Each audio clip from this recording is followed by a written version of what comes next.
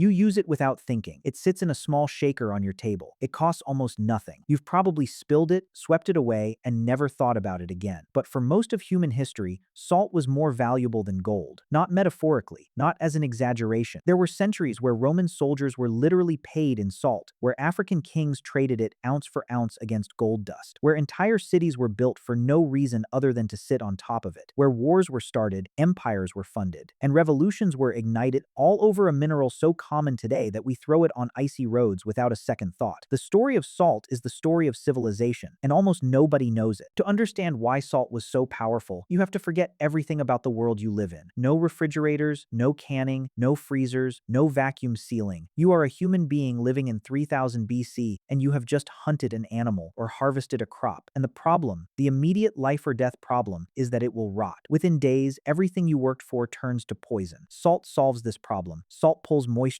out of food. Bacteria need moisture to survive. No moisture, no bacteria. No bacteria, no rot. A piece of meat packed in salt doesn't spoil for months. Fish dried and salted can last for years. In a world without refrigeration, salt wasn't a seasoning. It was the only technology standing between your food supply and decomposition. This is why every civilization that ever lasted more than a few generations figured out that whoever controls the salt controls everything else. The Egyptians understood this first, or at least earliest in the record. Around 2600 BC, Egyptian workers building the pyramids were partially paid in salted fish. Not because fish was a luxury, because salt-preserved fish was a reliable, stable calorie source that didn't rot in the desert heat. You cannot feed 20,000 workers building a monument for 20 years without a food preservation system. Salt was that system. But Egypt's real power move was natron, a naturally occurring salt compound found in dry lake beds along the Nile. The Egyptians used it to preserve their dead. Every mummy you've ever seen in a museum was created using salt. The entire Egyptian religion, the afterlife, the gods, the elaborate burial rituals that define how we think about ancient Egypt was built on the chemistry of salt pulling moisture from human tissue.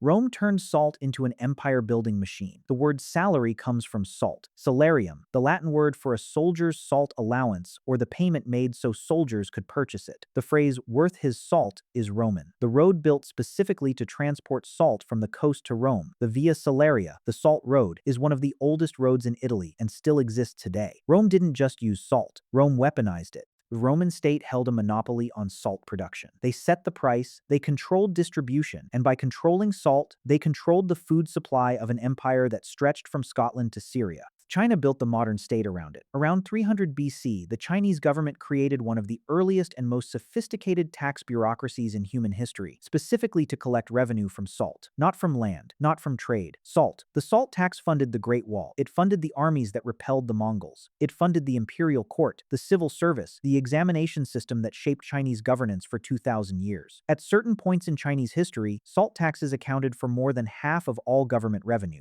They also created an entire criminal economy around it. Salt smugglers in China weren't petty criminals. They were powerful, organized, and politically dangerous. At least one Chinese dynasty, the Tang, was weakened and eventually toppled partly because salt smuggling networks became more powerful than the state itself. The rebel leader who helped bring down the Tang, Huang Chao, started his career as a salt smuggler. A seasoning brought down a dynasty. In Africa, salt performed a different kind of miracle. The Sahara Desert sits on top of some of the largest salt deposits in the world. And for over 1,000 years, from around 800 AD to 1600 AD, the great empires of West Africa, Ghana, Mali, Songhai, were built on a single trade route that exchanged one thing from the north for one thing from the south, salt for gold. The Saharan North had more salt than it could use. The West African South, sitting on top of some of the richest gold deposits in the world, had almost no salt at all. The trade that grew between them made cities like Timbuktu into some of the wealthiest urban centers on the medieval planet. Mansa Musa, the Mali emperor, who is frequently cited as the richest human being who ever lived, controlled this trade route. His famous 1324 pilgrimage to Mecca, where he spent so much gold that he crashed the Egyptian economy for over a decade, was funded by an empire empire built on salt. The richest man in history made his fortune partly because his people needed to preserve food. And then salt broke the British Empire. Or at least it handed Gandhi the weapon he needed to crack it open. By the 1920s, Britain held a monopoly on salt production in India. It was illegal for Indians to collect or sell salt independently. Every grain of salt had to be purchased through British channels, with British taxes attached. In a country where salt was essential for preserving food in a tropical climate, this wasn't inconvenient. It was a chokehold on 300 million people. In March 1930, Gandhi walked 388 kilometers to the sea. At the end of the walk, he picked up a small lump of natural salt from the beach. It was a crime.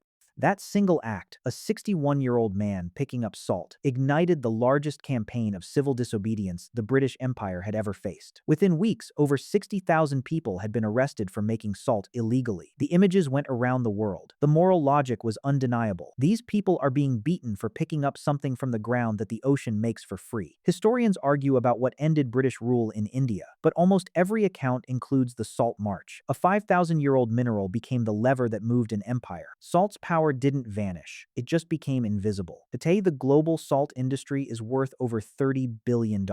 Salt is used in making glass, paper, rubber, plastic, and hundreds of industrial chemical processes. Chlorine, used to purify drinking water and make PVC, comes from salt. The sodium in salt is a key component in producing aluminium, which is in every aircraft ever built. Modern civilization runs on salt chemistry in ways most people never see. Your tap water is clean partly because of salt. The car you drive is made partly with processes that require salt. The phone in your hand contains materials refined using salt-derived chemicals. Salt didn't stop controlling civilization. We just stopped noticing.